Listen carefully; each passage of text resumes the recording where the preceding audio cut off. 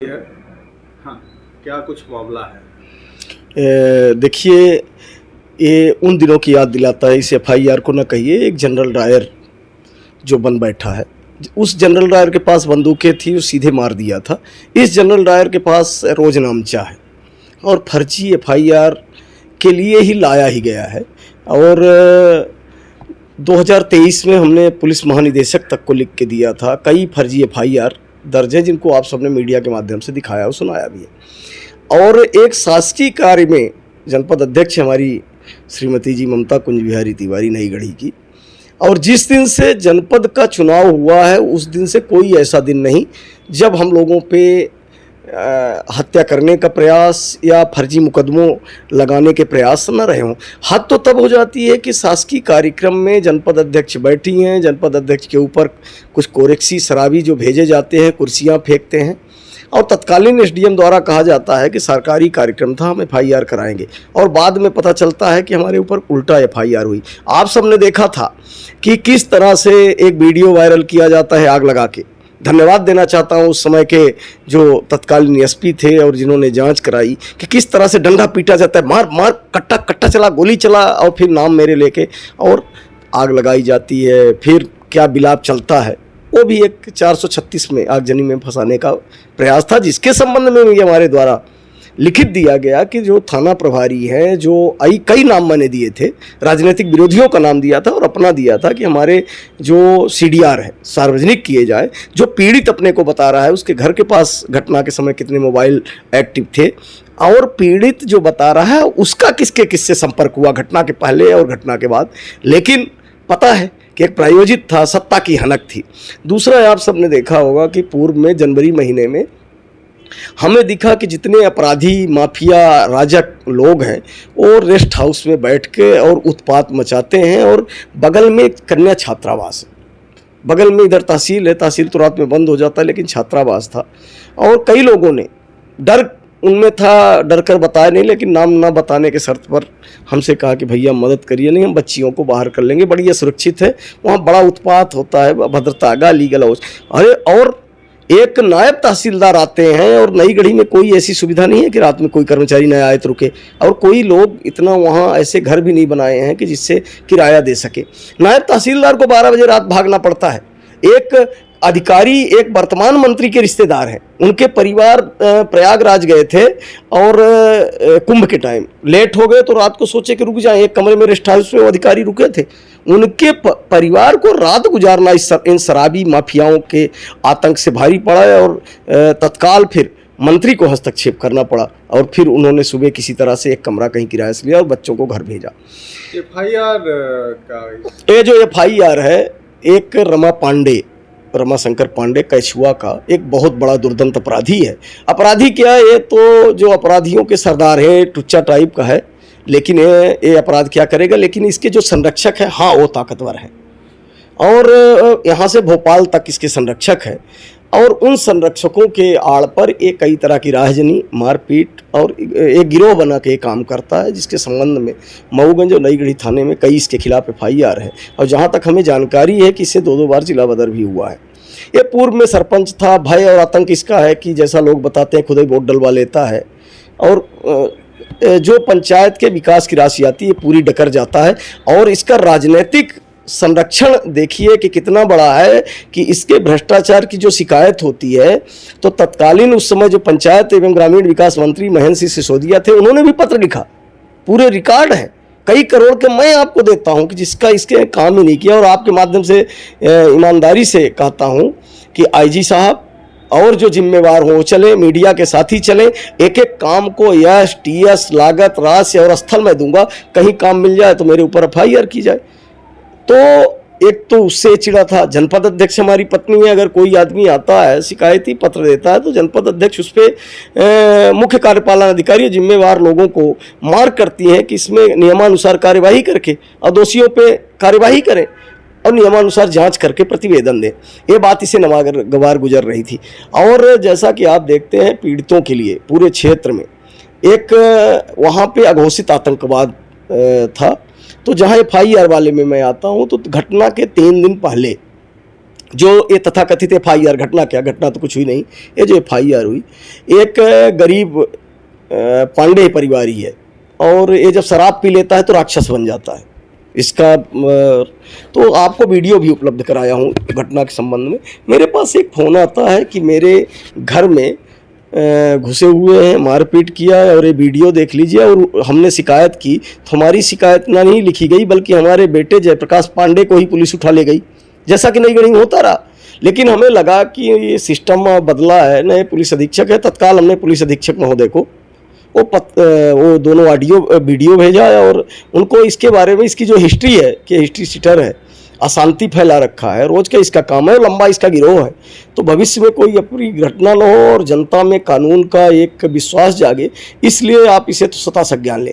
और ये चीज़ SP महोदय ने नई गढ़ी थाना प्रभारी को भेजी।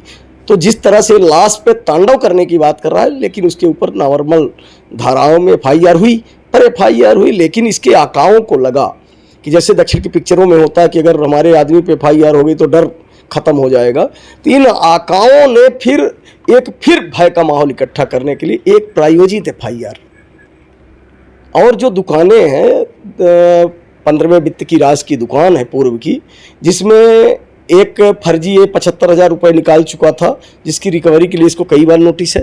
दुकान का भी एक टाइम लिमिट होता होगा, आपके माध्यम से बताना चाहता हूं कि जो जिम्मेवार अधिकारी देखेंगे उसको कई बार नोटिस हुआ। 2022 का जैसे इसने उल्लेख किया है, 5 दुकानें बननी थी जिसमें 4 ही बनाया है, एक बनाया ही नहीं, बार बार इसको नोटिस हो रहा है। इससे जो पेमेंट की बात कर रहा है, पेमेंट इसको नहीं होनी है, इसकी वसूली होनी है।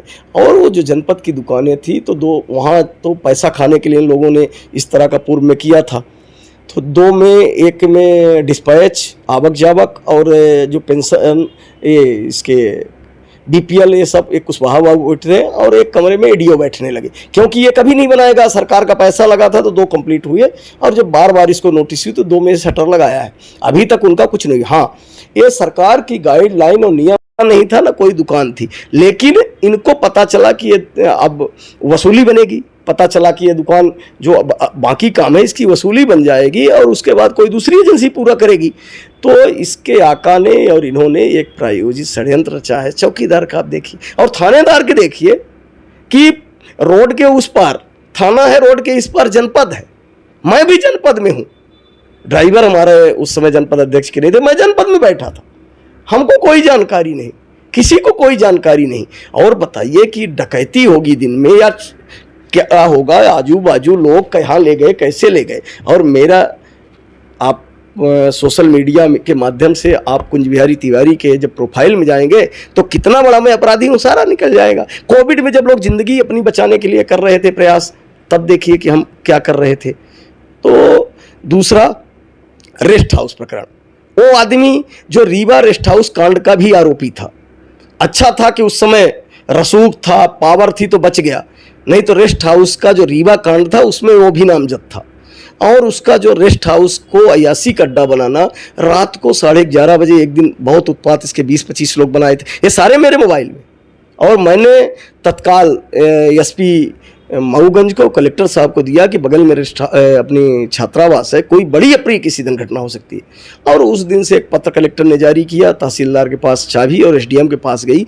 हमने CCTV की मांग की थी, तो हमने कल तो नहीं किया था, ठीक है तू ही रुक भाई, लेकिन CCTV लग जाएगा, तू कुछ करेगा तो उसका प्रमाण तो रहेगा। वहाँ रजिस्टर तक नहीं रखे जा रहे थे, कौन रुकता है। वहाँ रेस्ट हाउस में सारे आपराधिक गतिविधियों का संचालन के लिए उपयोग कर रहा था। मुद्रिका कोल की हत्या का कराने का, माफिया दाऊद की स्टाइल में हत्या कराने का, हत्यारों को बचाने का ये ठेका लेते हैं। और मुद्रिका कोल के हत्या में भी इसी तरह किया था। 715 दिन की बड़ी लड़ाई के बाद उस पर न्याय मिला, लेकिन इनको लगा कि हमारी हत्या का कराने और हत्या के बाद आरोपियों को बचाने का जो ठेका है वो कहीं न बंद हो जाए। दूसरा, यहाँ पर उन्हें देखा है कि एक नाबालिग बेटे की हत्या हुई, बाप का अकेला बेटा, गरीब का, रोज वो हमारे घर आते हैं, जनता को विश्वास है। और जिस तरह से 1857 से पहले ही देश गुलाम था, लेकिन जो 1857 में लोगों को लगा कि आज़ाद होना चाहिए, तो यहाँ का आतंक इतना था कि बलात्कार ही कर देते थे, लेकिन किसी की हिम्मत नहीं पड़ती थी कि जाए कि एक घटना हुई कुछ होगा नहीं। हत्या कर देते थे तो पता लोग डर के एफआईआर को नहीं जाते थे। ये किसी के साथ मारपीट, छीना झपटी, लेकिन जब से अगस्त क्रांति मंच का गठन हुआ, धीरे धीरे लोगों में न्याय के प्रति, संविधान के प्रति, कानून के प्रति एक आशा और विश्वास जगा और धीरे धीरे लोग बाहर आके निकलने लगे। और इन गिरोह के जो करता धरता माफिया हैं, इनको अब लगने लगा है कि हमारी कहीं दुकान का शटर डाउन हो जाए, तो उस जनता की आवाज़ को बंद करने के लिए एक फर्जी एफआईआर किया गया है। तो जनरल राय ने गोली चलाई थी जगदीश ठाकुर। आप क्या मांग करते हैं? मैं प्रशासन से मांग करता हूं कि ये जो गिरोह है, इनका सीडीआर, जगदीश ठाकुर का सीडीआर, कि जगदीश ठाकुर को हर फर्जी एफआईआर कराने के लिए कौन प्रेरित करता है, हमारा भी और बाकी का कई का है, मैं लिख के भी उपलब्ध करा रहा हूँ। तो एक विस्तृत जांच हो। ये जो सामंतवाद और माओवाद का गठजोड़ बन गया है मऊगंज जिले में, तो जो क्षेत्र के युवा हैं पढ़ने वाले, उनको फर्जी मुकदमे में फंसा के कहीं सबको अपराधी बनाकर नक्सलवाद में ले जाने का एक इनका प्रयास तो नहीं है। क्षेत्र की अशांति पैदा कर रहे हैं, क्षेत्र के लोगों में भय, भ्रष्टाचार, भूख, अकंठ, बूंद बूंद पानी के लिए लोग तरस रहे हैं। तो हमारी मांग है कि माननीय मोहन यादव जी से, प्रदेश के गृह मंत्री भी हैं, मुख्यमंत्री भी हैं, और मैं चाहता हूं कि किसी माध्यम से ये हमारा वीडियो उनके तक जाए कि अगर वो वास्तव में चाहते हैं कि मऊगंज जिले के लोग खुशहाल, मऊगंज जिले के बहन बेटियां सुरक्षित, मऊगंज के लिए जो उनकी राशि आती है खासकर नई गढ़ी देव तालाब के लिए, तो वो राशि का सही सदुपयोग हो। अगर वो चाहते हैं कि पिपरछता और लालगंज का जो डैम है वो डैम पूरा हो और उसमें पानी भर जाए जिससे लोगों को पानी मिले, वो अगर चाहते हैं कि जो जल जीवन मिशन जो महत्वपूर्ण योजना माननीय मुख्यमंत्री जी की रही, प्रधानमंत्री जी की रही कि लोगों को स्वच्छ पानी मिले, तो उसके लिए भोपाल स्तर से एक टीम बनाई जाए। और जिस तरह से उन्होंने लव जिहाद की जांच के लिए एक IPS के उसमें गठित किया है, तो इस तरह से मऊगंज और रीवा जिले के बाहर के अधिकारियों से इस तरह के जितने फर्जी FIR जगदीश ठाकुर के ऊपर किए गए, हमने DGP को लिख के दिया था तो शाहपुर गए, ट्रांसफ़र किया गया, जांच दबाने के लिए ट्रांसफ़र कर दो चुप हो जाएगा, और शाहपुर गए तो वही कृत्य किए, शाहपुर सस्पेंड हुए। फिर शाहपुर से लाहौर लाया गया, लाहौर को लाहौर बनाने की बात की गई, और एक नाबालिग के साथ दुराचार, अपहरण और उस पर FIR नहीं, उस पर सस्पेंड हुए।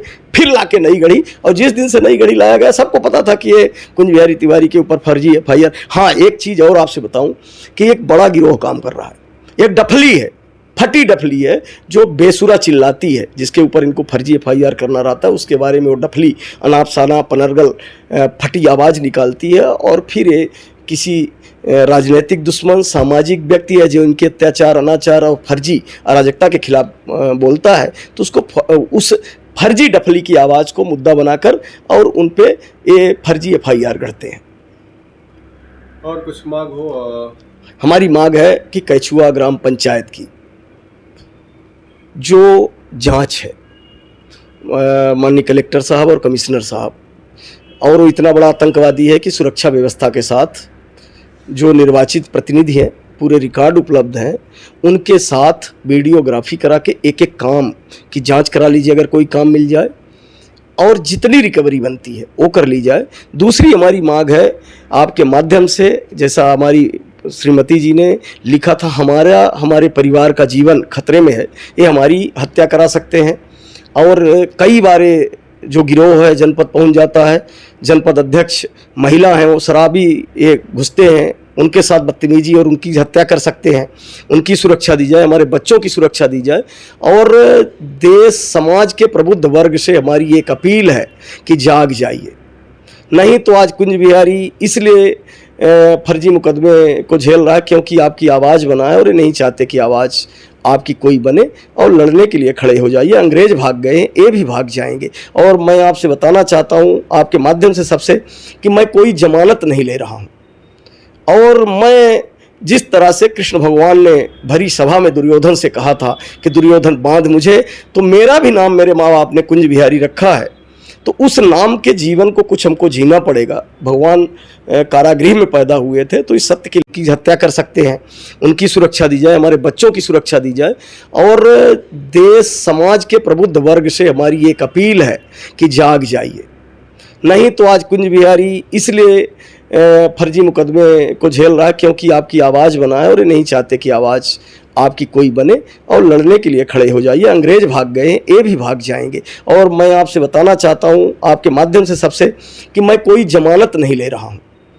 और मैं जिस तरह से कृष्ण भगवान ने भरी सभा में दुर्योधन से कहा था कि दुर्योधन बांध मुझे, तो मेरा भी नाम मेरे माँ बाप ने कुंज बिहारी रखा है, तो उस नाम के जीवन को कुछ हमको जीना पड़ेगा। भगवान कारागृह में पैदा हुए थे, तो इस सत्य की लड़ाई के लिए हमको जेल जाना है। और मैं जिस दिन थाने में गिरफ्तारी दूं, तो मैं चाहता हूं कि आप सभी निकलें। जैसा कि आप अपने को बोलते थे कि हम सब कुंज बिहारी हैं, तो बहन, बेटियां, भाई जो पीड़ित हैं, जो समाज का प्रबुद्ध वर्ग है, और जो लोग उस दिन आपको FIR कराने हमारे खिलाफ गए थे, उनको देखिए, उन चेहरों को देखिए कि कभी किसी हत्या में किसी पीड़ित को न्याय दिलाने में दिखे क्या?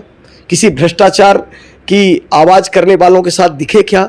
इतनी बड़ी अभी एक मिश्रा परिवार में डकैती हुई है और थानेदार गया तक नहीं, 2 किलोमीटर है, वहाँ जाके हमारे द्वारा आवाज़ उठाई गई, लेकिन ये जो गिरोह गया था थाने। दूसरा, मेरी IG और SP मऊगंज से मांग है कि जो थाने के सामने यही चेहरे दिन भर बैठे रहते हैं, ये करते क्या है? एक गिरोह से मऊगंज को नया जिला है, मऊगंज के लोगों को बचा लीजिए। वहाँ के लोगों का जीवन खतरे में है। हमारे जीवन की हमें कोई चिंता नहीं है, लेकिन मऊगंज जिले के जो सामाजिक लोग हैं, राजनीतिक सत्तासीन ताकतवर के विरोधी हैं, जो सामंतवादी सोच के लोग हैं, जिनको भरोसा नहीं है कि आज़ादी के 77 साल हो गए, ऐसे लोगों से युवाओं को बचा लीजिए। कोरेक्स घर घर पहुंचाया जा रहा है, युवाओं को बचा लीजिए जिनसे तस्करी कराई जा रही है। आपको वीडियो फोटो उपलब्ध कराया जाएगा कि जो नीरज उर्मलिया के साथ घूमता है, किस तरह से स्टेटस कट्टा और पिस्टल लगा के, और जिसका मैंने फोटो उपलब्ध कराई SP साहब को, क्या उससे पूछताछ की गई? तो एक अवैध हथियारों का जो वहाँ सप्लाई का केंद्र बन रहा है, क्योंकि पहाड़ी एरिया है, UP की सीमाओं से लगा हुआ है, तो वहाँ के सभी जीवों का आपने देखा होगा किस तरह से एक सोनी परिवार का एक लौता लड़का जो UPSC की तैयारी करता है, 4-4 गोली, और उसमें भी देखा होगा कि गोलियां 4-4 लगी हैं, तब भी एक डफली बेसुरा चिल्ला रही थी कि ये फर्जी मुकदमा है। और सोचिए कि जो आरोपी पकड़ा गया 3 नामजद हैं, तो उससे बरामद हुआ पिस्टल, कहाँ मिला, कहाँ से आया, कोई पूछताछ नहीं। तो बहुत बड़ा गिरोह वहाँ के युवाओं को आतंक की ओर ले जा रहा है। तो वहाँ के लोगों को बचा लीजिए, यही हमारी आपके माध्यम से प्रशासन से मांग है। जय हिंद, जय भारत, जय गस्त क्रांति।